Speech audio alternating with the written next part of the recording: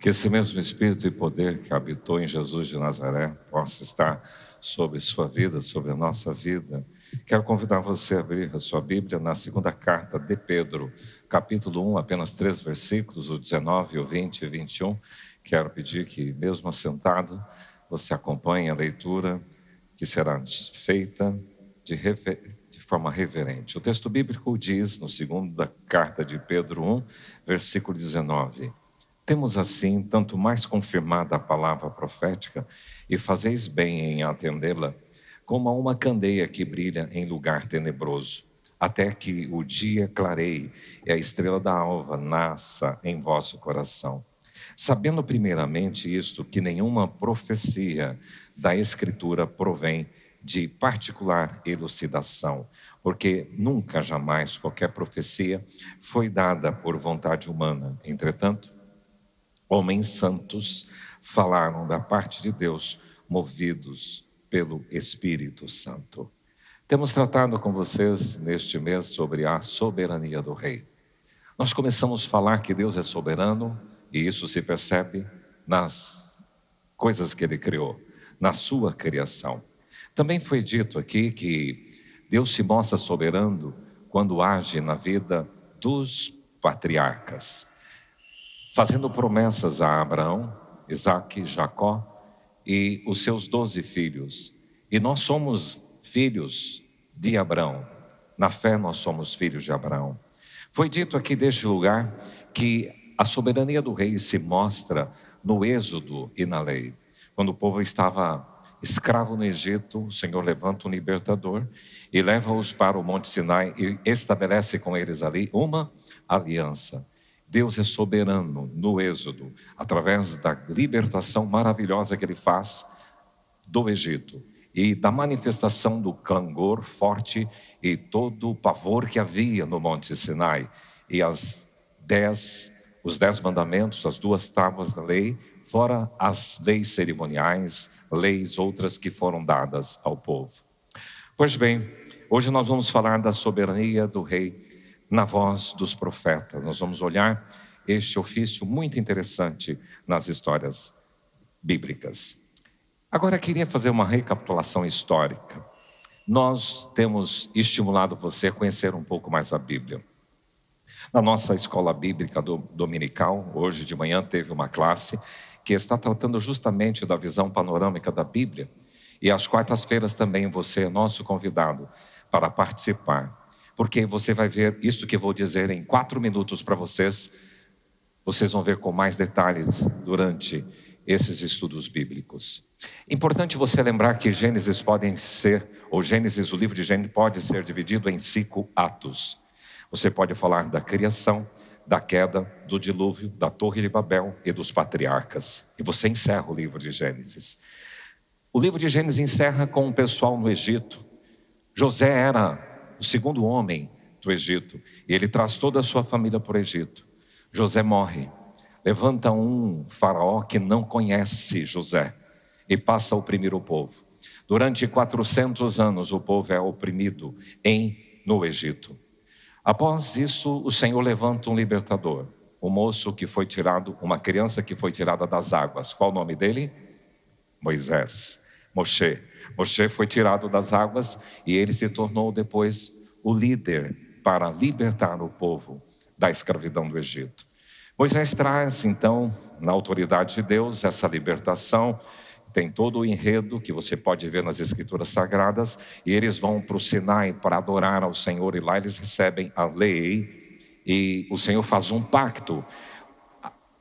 A saída do Egito até a Palestina ou até a terra de Canaã demoraria no máximo uns 3 meses caminhando como eles estavam. Mas por 2 motivos eles ficaram peregrinando durante 40 anos no deserto. Quais foram os 2 motivos? Desobediência e incredulidade. Diga para a pessoa que está ao seu lado, alertando: desobediência e incredulidade. Essas 2 coisas levam as pessoas a patinar muito. Ficaram durante 40 anos, cada ano representando um dia dos espias que tentaram entrar na terra ou entraram na terra, mas trouxeram 10, um relatório negativo, e 2, Josué e Caleb, um relatório positivo. Passaram-se os 40 anos, o Senhor levanta uma outra pessoa no lugar de Moisés. O nome desse homem é Josué. Josué agora assume a liderança, atravessam o Rio Jordão e a primeira cidade que eles tomam é Jericó. E aqui nós entramos num período, o livro de Josué fala justamente disso, de conquista e posse. Diga comigo, conquista, posse. Essa é a síntese do livro de Josué. Depois, o livro vai encerrar com Josué dizendo: vocês têm que definir quem vocês querem servir, mas eu e a minha casa vamos servir ao Senhor. E inicia-se um período na história chamado período dos juízes, e tem um livro na Bíblia, depois de Josué, chamado Juízes. E nesse livro de Juízes, o povo é governado por próprio Deus, porque quando as nações fronteiriças de Israel ameaçavam Israel, Deus levantava um juiz. E ele defendia o povo. E aí você vai encontrar a história de Débora, de Sansão, de Jefité, de Gideão e de vários outros juízes. O último juiz é um profeta também. O último juiz é Samuel. E no período de Samuel, o povo chega para Samuel e fala: nós queremos ter um rei igual às outras nações. Foi meio a contragosto, mas o Senhor permitiu, falou: Samuel, atende o pedido desse povo. E foi ungido o primeiro rei em Israel. O nome dele era Saul. Depois Saul também pisou na bola e Deus tirou essa unção de Saul e deu para um moço chamado Davi. E o próprio Samuel ungiu Davi. Depois de Davi veio o seu filho Salomão. E depois do filho de Salomão, Roboão, havia uma monarquia. Quando chegou em Roboão, a monarquia dividiu em 2 grupos, 10 tribos no norte e 2 tribos no sul. As 10 tribos do norte se tornou as tribos de Israel, e as 2 tribos do sul, as tribos de Judá. E a capital do norte era Samaria, a capital do sul, Jerusalém. E assim tocou-se 2 monarquias divididas. Passaram-se um tempo, o pessoal do norte era mais imoral. E o Senhor manda um império assírio para vir e tirá-los daquele lugar. Passa-se um pouco de tempo, aí vem o império babilônico e entra no sul e leva para o exílio babilônio. Lá na Babilônia, eles ficam durante 70 anos. No final, Deus levanta um imperador persa, onde é o Irã hoje, chamado Ciro. E Ciro dá autorização para eles retornarem à terra e reconstruir o templo, reconstruir os muros, reconstruir a cidade. 3 foram os líderes desse período: Zorobabel, Esdras e Neemias. E aí fecha o Velho Testamento. E nesse intercurso, desde os juízes até o exílio e pós-exílio na Babilônia, Deus vai levantar profetas. Essa é a história, esse é o panorama do Antigo Testamento, e você pode ver isso com mais detalhes nesta sala que eu falei para vocês. Agora então, olhando para o texto que a gente leu, falando sobre profecia, o que é que Pedro pensa sobre isso? Porque ele diz que tanto mais confirmada a palavra profética, vocês fazem bem se você atender esta palavra profética. E ele diz nesse texto que a profecia é uma orientação segura em um mundo confuso. É como uma candeia que brilha em lugar tenebroso. Meu irmão, se você quiser viver num mundo confuso, você precisa da profecia, você precisa da palavra. A profecia, conforme Pedro diz aqui, aponta para Cristo, até que a estrela da alva nasça em vosso coração. Quem é esse? É Jesus. A profecia não nasce da elucidação humana, na mente humana, mas a fonte da profecia é o Espírito Santo. É isto que Pedro afirma aqui, nesses 3 versículos que acabamos de ler. Então, o que podemos pensar sobre a soberania do rei na voz dos profetas? Eu queria lembrar vocês que existem 3 ofícios no Velho Testamento que são importantes de serem observados. Quais são? Profeta, sacerdote e rei. Vamos dizer juntos? O profeta, ele era levantado por Deus para falar ao povo em nome de Deus. Então ele representava Deus ao povo. O sacerdote, ao contrário, ao inverso, ele representa o povo até Deus. Esse é o sacerdote. E o rei é aquele que traz o governo e a direção. Curiosamente, a gente pode perceber que esses 3 ofícios são plenamente cumpridos em Cristo Jesus. Jesus, como profeta, é a palavra encarnada. Jesus, como sacerdote, é um mediador perfeito entre Deus e os homens. E Jesus, como rei, ele reina soberanamente. Então é muito importante vocês terem consciência e conhecimento desses três ofícios que Jesus também ocupa. Agora, hoje nós vamos focar os profetas. Nós vamos falar desse período em que eles atuaram, que foram aproximadamente 700 anos, entre 1050 a.C., Samuel, até o exílio e pós-exílio. Foram quase 700 anos de atuação profética, e nós vamos dar um pouco de destaque sobre isso. 5 destaques. Primeiro, o rei na voz dos profetas, levantando mensageiros. O que é isso? Nós percebemos que Deus na história vai sempre levantar os seus servos. Olha o que ele diz no profeta Amós. Vamos ler juntos? Certamente o Senhor Deus, sem primeiro revelar os seus segredos aos seus servos. Quem são eles? Os profetas. Os profetas são reconhecidamente servos de Deus. É isso que o texto afirma. Afirma também que eles recebem revelação do próprio Deus, dos segredos de Deus. E antes de Deus intervir na história, antes de Deus agir, os segredos são revelados aos profetas. Deus soberanamente, ele chama e levanta os seus mensageiros. Antes que eu te formasse, ele disse para Jeremias, eu te constituí profeta. Eu vos enviei todos os meus servos, os profetas. O Senhor vos enviou todos os seus servos, os profetas. E Amós diz, o Senhor me tomou de após o gado. Os homens falaram da parte de Deus movidos. Meu irmão, o ministério profético não é eu quero ser profeta. Da mesma forma como o ministério apostólico, o ministério pastoral, eu quero ser pastor, não é só isso. É interessante que você possa almejar isso dentro do seu coração, porque inclusive a recomendação de Paulo na escolha dos oficiais da igreja, presbítero, diácono, se alguém aspira, quer ao episcopado, excelente obra almeja, diz o texto bíblico, mas eu queria dizer para vocês que tem que ser uma determinação divina.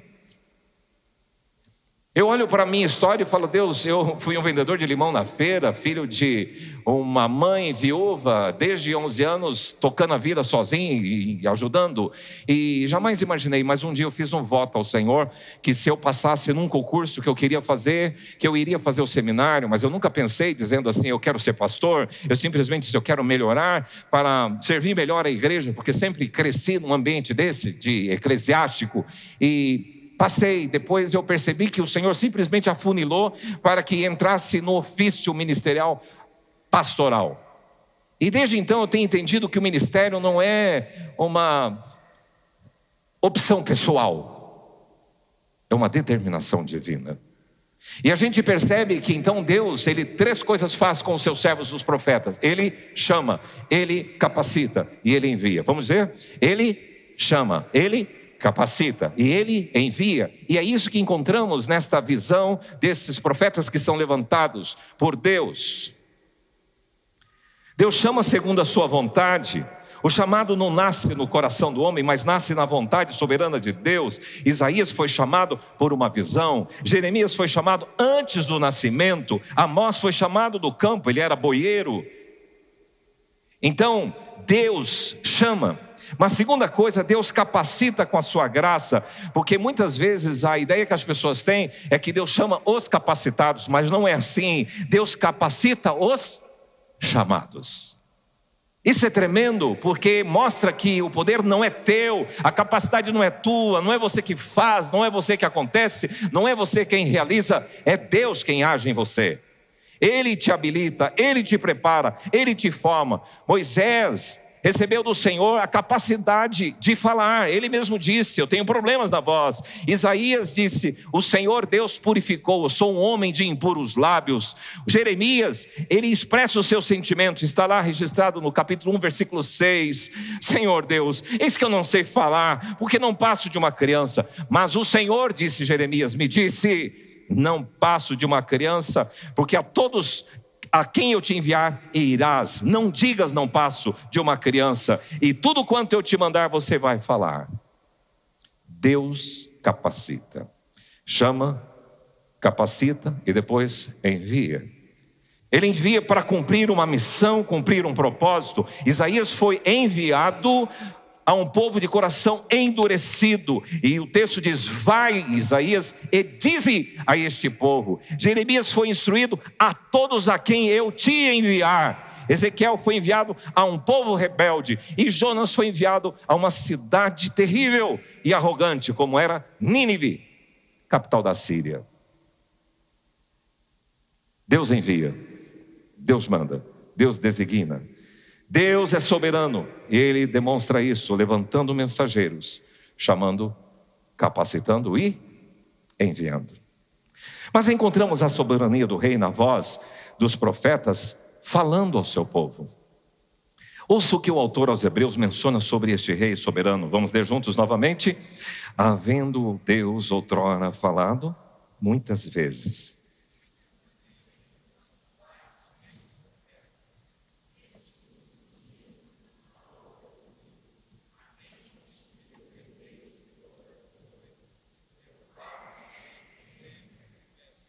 Deus fala.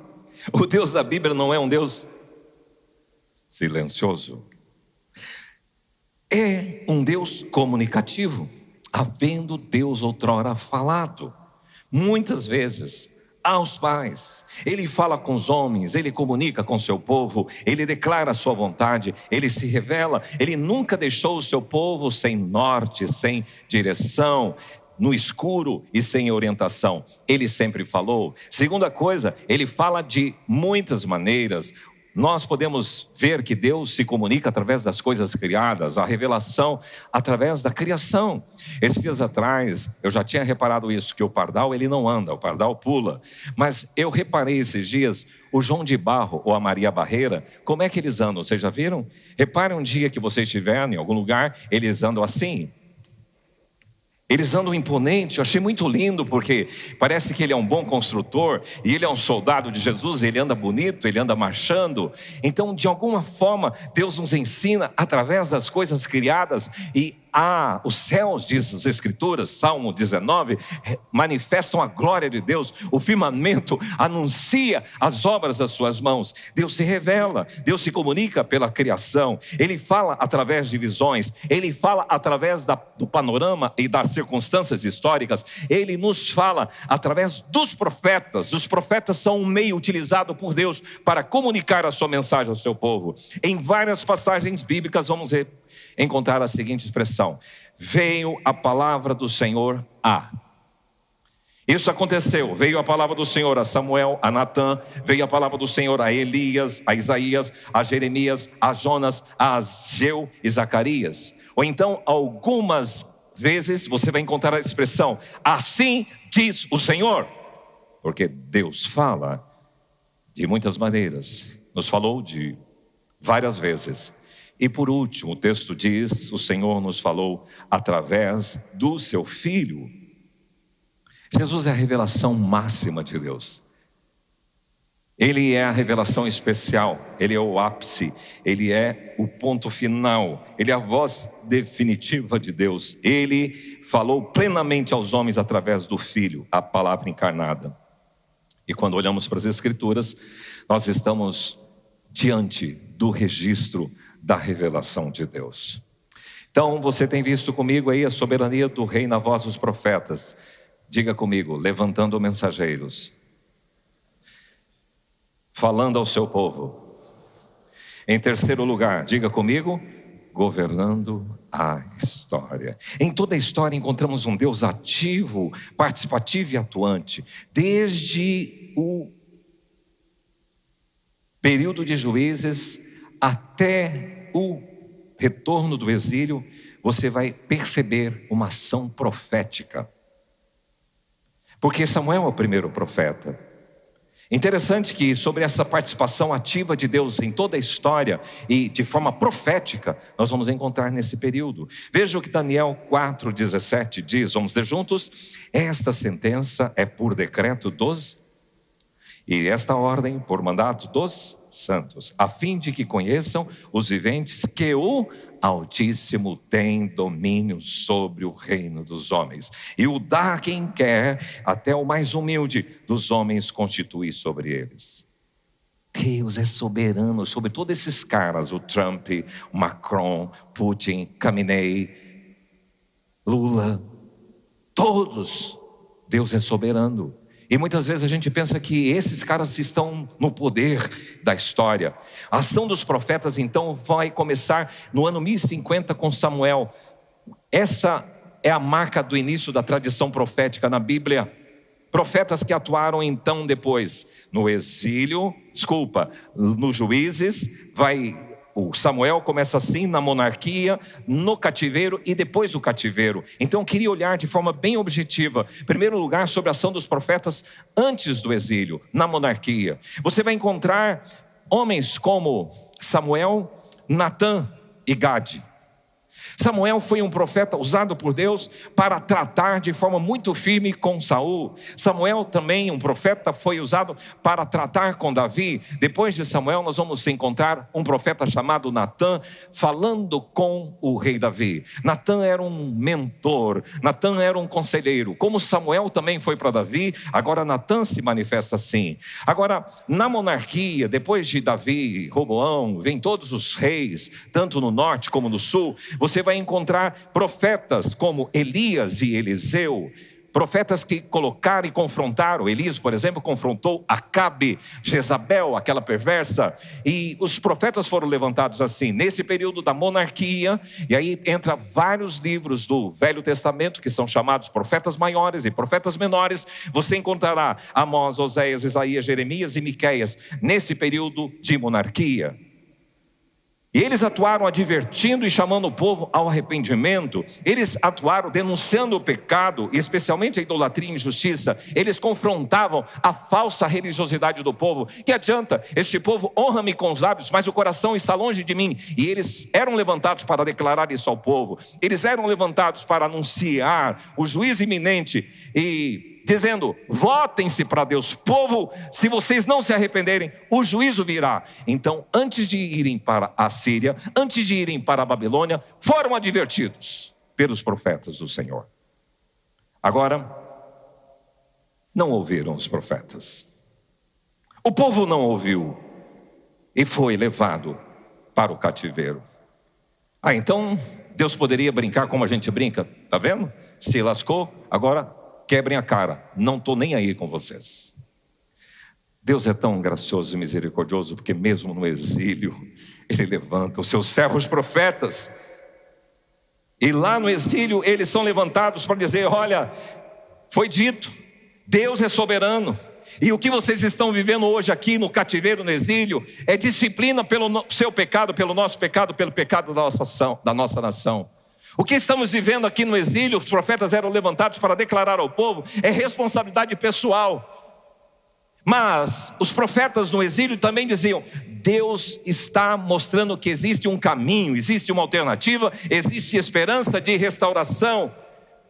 E é necessário então ter um novo coração e uma nova aliança, o reino eterno de Deus. O próprio profeta Jeremias, que chegou, estava naquele limiar: pessoal, arrependa-se, porque senão vai vir o império babilônico levar vocês. O povo não ouviu. Mas quando o povo foi para lá, Jeremias está falando: não falei, vocês se lascaram, é isso? Jeremias foi usado por Deus dizendo assim: já que vocês estão na Babilônia, agora plantem pomares, construam casas, toquem a vida, vivam agora. Não fujam da realidade, não neguem a realidade, não paralisem a vida por causa da crise. Busquem o bem do lugar onde vocês estão. Queridos, nós precisamos de homens de Deus, de servos de Deus, de profetas que se levantam e olhem para a crise e olhem com esperança, mas também olhem com juízo. Uma profecia muito marcante dessa época de exílio, de cativeiro, foi a visão do profeta Ezequiel, em capítulo 37, quando o Senhor o leva para um vale de ossos secos e diz: profetiza. Ele começou a profetizar, e aí aqueles ossos que estavam esparramados começaram a se juntar, colocar osso com osso, grudar um com o outro, e de repente tendões, carne, pele soprou sobre eles, ele se tornou um grande exército. E o Senhor diz: assim é o meu povo. Então, no momento de crise, Deus mostrando através dessa visão, dessa linhagem profética, de que Ele restauraria. A ação de Deus então não está confinada apenas ao seu povo. Mas uma coisa me encanta, que Deus é soberano, como estamos dizendo aí, governando a história, e Ele age num cara pagão, como o persa Ciro, e olha o que ele escreve através do profeta Isaías 45:1: chamei o meu servo Ciro. Ciro está sob o meu comando. Esse imperador fora do povo do Senhor está sob minha direção. E eu creio que em alguns momentos Deus na história está usando alguns homens importantes da história de grandes países e dizendo: esse aqui está sendo o meu servo para executar algo que eu determinei. Por quê? Deus governa a história. Ele não está alheio e distante das ocorrências geopolíticas. Às vezes você olha para o panorama histórico, você não entende nada. Mas eu queria dizer que Deus é soberano. Inclusive Jesus ratifica isso. Quando ele estava frente a frente com uma autoridade romana chamada Pilatos, ele disse assim: você não teria essa autoridade se do céu não te fosse dada. Portanto, estes que detêm o poder vão prestar contas diante de Deus, mas compete a você e a mim entender que Deus é soberano na história.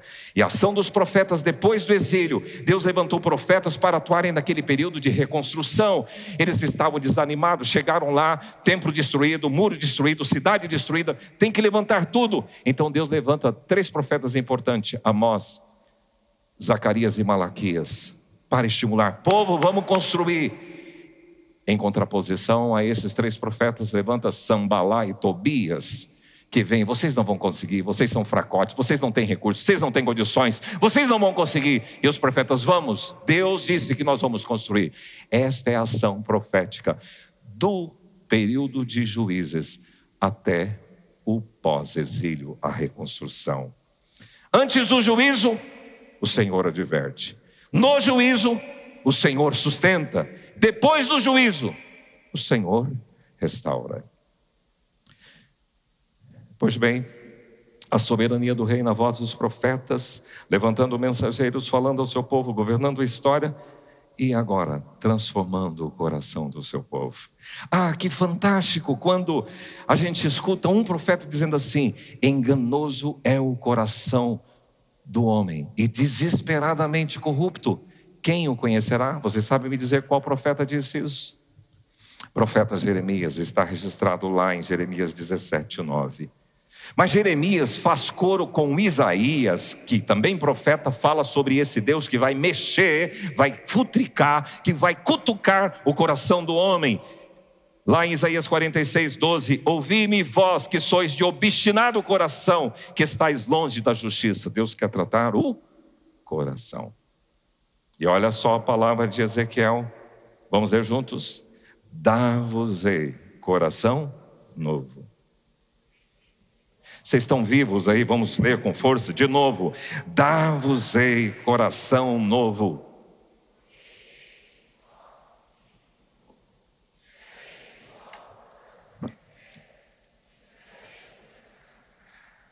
Porei dentro de vós o meu espírito, e fareis que andeis nos meus estatutos, guardei os meus juízos e observeis. Deus promete uma mudança interna. O rei soberano, na voz dos profetas, ele está mostrando que ele é capaz de transformar o coração do seu povo. Então, quem disse isso? Jeremias. Também vimos que Isaías, também vimos que Ezequiel, e agora Joel também faz menção, porque ele diz: convertei-vos a mim de todo o vosso coração, rasgai o vosso coração e não as vossas vestes. O ensino é a transformação do coração, que começa através de um arrependimento sincero. Ei, Deus está levantando um profeta para falar hoje ao seu coração, que se você quiser ter o seu coração transformado, a primeira coisa necessária é arrependimento. Eu e você somos de coração obstinados. O seu e o coração e o meu é desesperadamente corrupto. Então, a transformação tem a ver com esse reconhecimento, com esse arrependimento e com uma decisão espiritual. E é possível porque Deus é misericordioso. E essa transformação do seu coração vai acontecer pela ação do Espírito Santo em sua vida. Derramarei do meu Espírito sobre toda a carne, e esta manifestação do Espírito sobre mim e sobre você vai transformar o meu e o seu coração.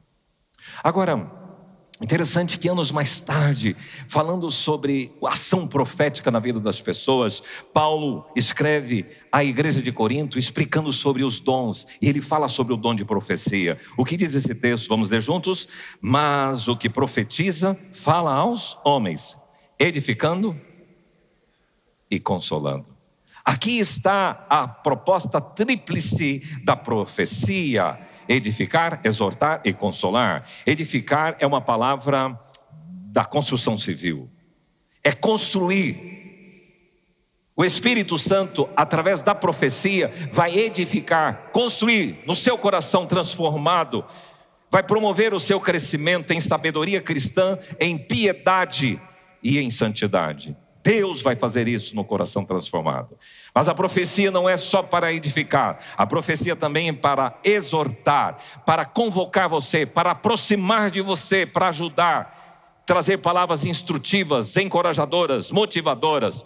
E aqui eu gosto muito da palavra grega para exortar, que era paraclesis. E é a mesma que fala do Consolador, paracletos. Consolador é a mesma coisa, chamado, clesis ou kletos, chamado para estar do lado. Então você tem palavras de encorajamento quando o Espírito Santo está do seu lado. Então a profecia é para construir, a profecia é para edificar, mas também é para encorajar você, para estimular, como Ageu, Zacarias e Malaquias, diante das ameaças de Sambalá e Tobias, ele dizia: continuem firmes e não paremos de construir o muro e o templo. Mas, além disso, além de exortar, é também para consolar. A profecia Deus usa para trazer consolo ao meu coração, acalmar a minha alma, confortar e me manter firme, edificar a fé do povo de Deus em suas promessas, exortar ao arrependimento e à justiça e consolar com a esperança de restauração. E por fim, a soberania do rei na voz dos profetas, trazendo juízo e esperança. Diga comigo, juízo e esperança. Não dá para trabalhar a profecia só na esperança, só no consolo e no conforto. Nós precisamos lembrar que o papel profético, ele usa essas duas expressões em toda a história: juízo e esperança. E aqui eu queria chamar a atenção sua, porque tanto no contexto do Velho Testamento como nos dias de hoje, o grande desafio profético é o confronto. As profecias não são apenas mensagens de consolo. Elas não são instrumentos de Deus apenas para massagear o seu ego. As profecias e os profetas são instrumentos de Deus para colocar o dedo no pecado, para expor o pecado, corrigir desvios e chamar o povo de volta à aliança. Olha só a incumbência de Jeremias 1:10, vamos ler juntos? Olha que hoje te constituo sobre as nações e sobre os reinos para arrancares e derribares, para destruíres e arruinares, e também para edificares e plantares. Perceba aqui que as três primeiras duplas são de juízo: arrancar e derribar, destruir e arruinar. A terceira é para esperança, edificar e para plantar. Agora olha para o juízo, difícil tarefa de confrontar. Eu tenho falado a muitos pastores, eles entram em muitas enrascadas e muitas igrejas porque não confrontam o pecado. E queridos, nós temos levado muito a sério isso. Então, se na IPI de Dourados passar alguma coisa assim: olha, o fulano lá fez coisa errada e ninguém fez nada, só se não conhecermos e não soubermos da situação, para não tratar, porque nós temos com uma obrigação diante de Deus que todo pecado precisa ser tratado. Meu irmão, disciplina na igreja é importante. Você tem um vínculo com o Senhor Jesus Cristo, você está vinculado a uma igreja e você tem que preservar a paz, a unidade e a pureza da igreja. Se você infringir essas três coisas, você precisa ser tratado sob disciplina. E o profeta tem a obrigação de manifestar o quê? O juízo. Ele é chamado para isso. Tanto que o profeta Samuel confrontou o rei Saul. Ô Saul, você acha que Deus está interessado em sacrifício? Ele quer obediência. Você está errado. O profeta Natã confrontou o rei Davi. Ele chegou, contou uma linda história sobre um cara que tinha uma ovelhinha, que era da família. Chegou alguém e mandava matar a ovelhinha do cara. E Davi, escutando aquela história, ficou furioso. Falou, esse cara que fez esta ovelhinha ser morta precisa morrer. E então Natã disse, esse cara é você. Ele confrontou o rei. O profeta Elias confrontou o rei Acabe, o profeta Isaías confrontou o povo de Deus, o profeta Amós confrontou a injustiça social e a opressão, e o profeta Jonas confrontou Nínive, e o profeta João Batista confrontou o rei Herodes, porque ele dizia, não é lícito possuir a mulher do teu irmão, e isso lhe custou a vida. O profeta é levantado para o juízo. Muitos profetas foram rejeitados e perseguidos porque confrontaram o pecado, falaram a verdade e foram fiéis à voz de Deus. Elias foi perseguido por Jezabel, Jeremias foi preso e lançado na cisterna, Zacarias foi morto por apredejamento no templo, porque ele confrontou o pecado do povo e do rei. E Jesus Cristo mesmo denunciou o povo de Israel, vocês mataram os profetas. O juízo vem, queridos. O mesmo Deus que traz juízo também oferece restauração e esperança. E aqui a gente encerra com essa ideia. Há um episódio muito bonito no livro de Crônicas, no segundo livro de Crônicas, quando o rei Josafá estava governando o rei de Judá, o sul, e enfrentava uma grande ameaça militar. De repente surgiu um profeta obscuro, anônimo, que você não sabe muito sobre ele, mas está registrado lá, Jaaziel, segundo o livro de Crônicas 20:15, e ele diz, não temais, nem vos assusteis, por causa desta grande multidão, pois a peleja não é vossa, mas de Deus, e nesta batalha não tereis que pelejar, tomem posição, fiquem parados, e vejam o salvamento que o Senhor vos dará. O profeta Josafá ouviu Jaaziel e ele disse assim, vamos ler juntos? Crede no Senhor vosso Deus e estareis seguros. Crede nos seus profetas e prosperareis. Eu queria que você dissesse essa palavra para o seu irmão que está aí do lado. Vamos lá. Crede no Senhor vosso Deus e você vai estar seguro. Creia nos seus profetas e você vai prosperar. É isso, querido. Crer nos profetas é reconhecer que Deus continua guiando o seu povo. E a esperança profética mostra que Deus continua governando a história, que o juízo não é fim, que o Senhor preserva sempre o remanescente, que há uma promessa de renovação espiritual, que o Messias vai trazer a salvação definitiva. E tem vários exemplos de profetas que anunciaram a esperança. Isaías anunciou a esperança no Messias, porque o menino vos nasceu e um filho se nos deu. E o governo está sobre os seus ombros, e o seu nome será maravilhoso, Conselheiro, Deus forte, Pai da eternidade. Isaías, que trouxe juízo, agora traz esperança. Ageu anunciou a esperança de restauração. A glória desta última casa será maior do que a primeira. Zacarias anunciou a esperança da vinda de um rei. Eis que o rei vem a ti, humilde e montado em jumento. Vamos falar disso na semana que vem, no próximo domingo.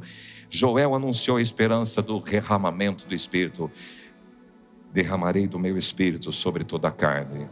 O profeta tem duas funções: manifestar o e a manifestar o juízo e a esperança. É isto, traz juízo e esperança. Pois bem, a soberania do rei na voz dos profetas. O que a gente pode tirar de prático para nós hoje, fazendo a aplicação disso? Primeira, Deus usa gente comum para falar ao seu povo. Deus vai usar pessoas. Se Deus tem chamado você para ministério profético, não despreze os impulsos de falar algo de Deus. Desenvolva você sensibilidade espiritual através do exercício da oração e da meditação da palavra para ser usado como um portador da palavra de Deus. Segundo, saiba que Deus continua falando hoje. O problema não é a falta de voz, o problema é a falta de escuta. Crie disciplina de ouvir a Deus no seu tempo devocional. Fala comigo, Senhor. Fala ao meu coração. Muito cuidado com as vozes do mundo, das emoções, da cultura. Aprenda a filtrar. Ouça a voz de Deus. Terceira lição prática. Deus reina. Não se entregue ao medo, à ansiedade, ao pavor, à desesperança, ao desespero. Descanse, relaxe na soberania de Deus. A fé cristã é confiante. Permaneça fiel mesmo quando Babilônia, você está lá no cativeiro. Quando a crise bateu a porta da sua vida. E Deus transforma o coração. Peça isso para Ele. Permita que Ele trate áreas escondidas da sua vida. Pratique o arrependimento contínuo. Chore na presença de Deus. Busque um coração sensível e não endurecido. E deixe Deus tratar e transformar seu coração. Deus continua trazendo juízo e esperança. Coloque-se em pé. Deus continua confrontando o pecado, mas Ele quer a restauração. A disciplina não é para castigar você. O pai que ama o seu filho disciplina para que ele seja corrigido. Então, se tem pecados na sua vida, preste atenção aqui. Se você tem pecado em sua vida, o juízo virá sobre você. Arrependa-se. Deus te dá a chance. Volte-se para Ele. A palavra de Deus diz assim: vinde. Isaías 1, 18 e 19. Vamos conversar. Diz o Senhor: ainda que os seus pecados sejam como o escarlate, se tornarão brancos como a neve. Ainda que eles sejam como o carmesim, eles se tornarão como a lã. Se quiserdes e me ouvirdes, assim diz o Senhor, comereis o melhor desta terra. Palavra de esperança. Mas se recusardes, palavra de juízo, a espada entrará em ação sobre a sua vida. Esta canção que vamos fechar, fala comigo, ela declara isso. Que seja a sua oração para o Senhor. Que você esteja aberto à voz de Deus na sua história. Fala comigo, fala, Senhor. Decidi te obedecer por amor. Eu preciso aprender o caminho do teu coração. Fala comigo como um pastor que conduz o seu rebanho. Eu desconheço outra voz que não venha de ti. Fala comigo, Senhor, eu preciso te ouvir. Eu preciso te ouvir. Deus fala de muitas formas, de muitas maneiras.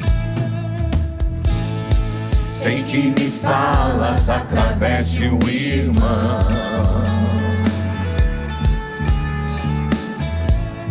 Sei que me falas quando dobro os joelhos em oração.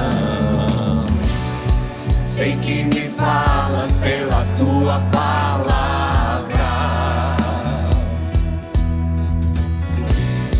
Falas comigo até quando te calas. Eu sempre te ouço na tribulação.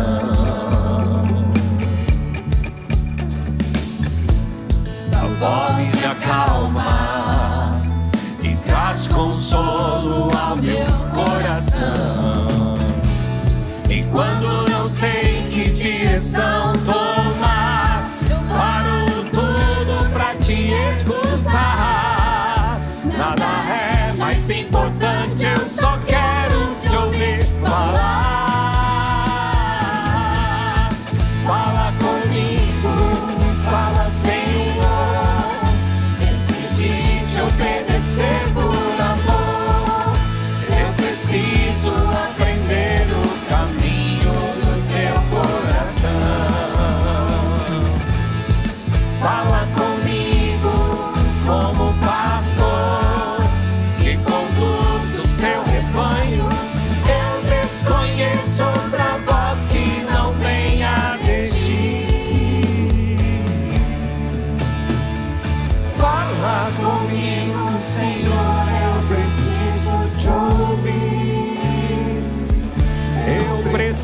canso de ouvir.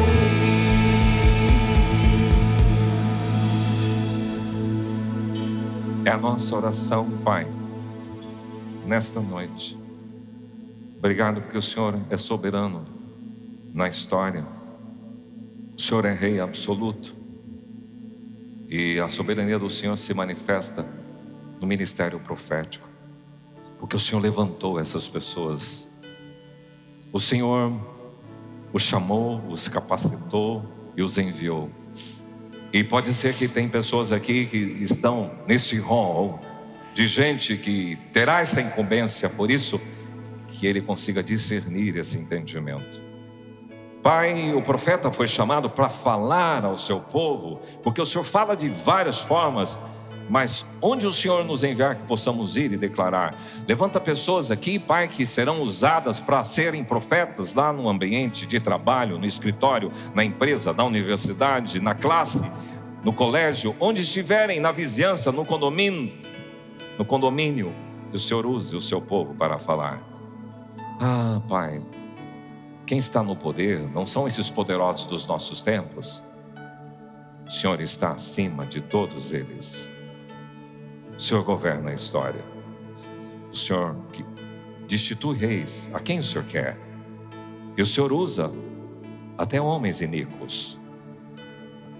Mas nesta noite também pedimos, transforma os nossos corações, que haja arrependimento, haja posicionamento espiritual, porque não tem nenhum efeito se a profecia não produzir mudança no meu interior, no coração dos teus filhos, no coração da tua igreja. E que todos estejam cientes de que na palavra profética há juízo, mas também há esperança. Obrigado, Jesus, porque o Senhor é o nosso profeta mor. E o Senhor encarnou a própria palavra. E a tua presença nos denuncia, aponta o juízo, mas a tua presença aponta a esperança. Que seja assim. Nós oramos em nome de Jesus. Amém. Que a graça maravilhosa do Senhor Jesus e o grande amor do nosso Deus e Pai, que as consolações do Espírito repousem sobre a sua vida, meu irmão, hoje e sempre. Amém.